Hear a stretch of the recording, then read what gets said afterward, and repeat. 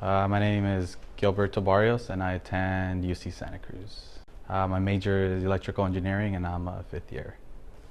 I grew up in Garden Grove, California, Southern California. Growing up, I had my mom always there. She would always try to encourage me to go to school and do well, but never really listened to her.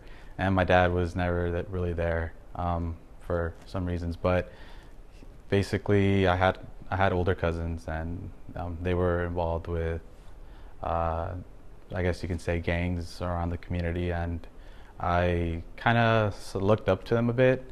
And I also had friends, acquaintances that I hung around with that didn't necessarily do the right thing all the time, so I affiliated myself with them. From there, I got into a lot of trouble, but even though all this was happening, like, I was always interested in technology and computers and how they operate and how they worked. So fast forwarding to high school, I got into a lot of trouble and eventually got kicked out my sophomore year and did continuation school for 3.5 years.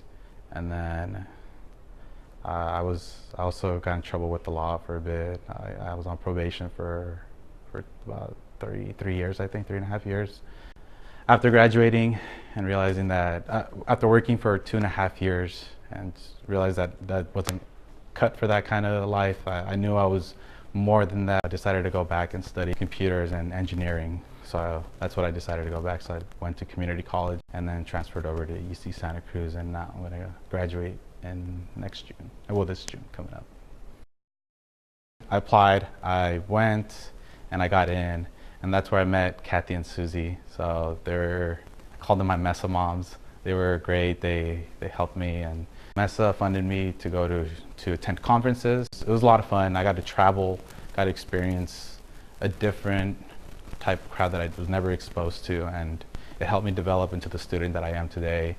And like I said, the emotional support that Kathy and Susie and the master programs provided for me back at home helped me continue and stay in school. And they helped me with tutoring. They provided me a center. Lydia, the director, she's great. If I have a problem, I go talk to her and she helps me out. So I honestly think that if it wasn't for MESA, I probably wouldn't be here right now. So like I said, one thing was me, getting in trouble when I was younger. I was a teen parent. I had a daughter, and when I was still a teenager, so going to school and taking care of a child and working, and then all at the same time was really difficult. So that was a really big challenge. But with the challenge, it could be overcome. So it's just a matter of time management and whatnot.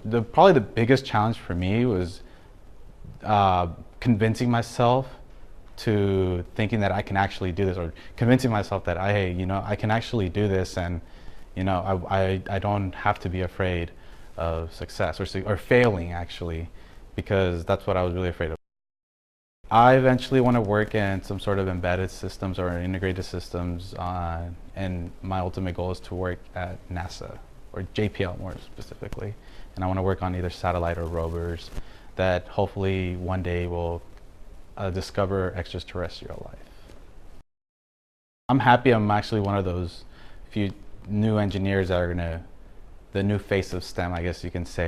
Even though I'm still struggling with believing in myself and thinking that I can still do this, I feel like I'm ready for this, and I feel like I will be able to contribute a lot to society, and I will definitely also be able to give back to MESA. MESA means a lot to me. To me, MESA is an emotional support, academic support.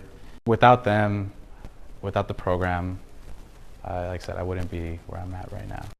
I know there's a lot more students out there, and programs like this really do make a difference.